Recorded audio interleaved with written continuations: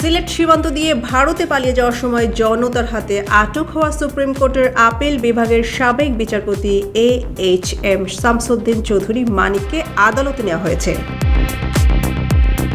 শনিবার 24 আগস্ট বিকাল 4:10 দিকে সিলেটের জুডিশিয়াল ম্যাজিস্ট্রেট 1 আলমগীর হোসেনের আদালতে তাকে তোলা হয়। এমন সময় জনতার রোষানলে পড়েন সাবেক এই বিচারপতি। প্রত্যক্ষদর্শীরা জানান, সাবেক বিচারপতি মানিককে আদালত প্রাঙ্গণে নিয়ে আসলেই ক্ষোভ প্রকাশ করে নানা রকম স্লোগান দিতে থাকেন সাধারণ জনগণ।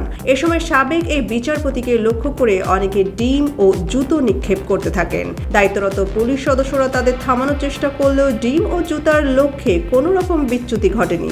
তাদের মধ্যে কয়েকজন মানিকের উপর হামলার চেষ্টাও চালান। পরে কঠোর নিরাপত্তার মাধ্যমে তাকে আদালতে নিয়ে যাওয়া হয়।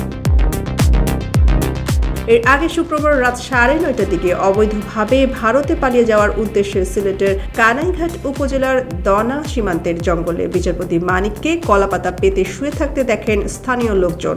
পরে বিষয়টি বিজিবি ক্যাম্পে জানালে জঙ্গল থেকে তাকে আটক করা হয়। শনিবার ভোরের দিকে বিজিবি সদস্যরা তাকে কানাইঘাট থানায় হস্তান্তর করেন। তার বিরুদ্ধে মামলা হয়েছে বলে জানায় পুলিশ।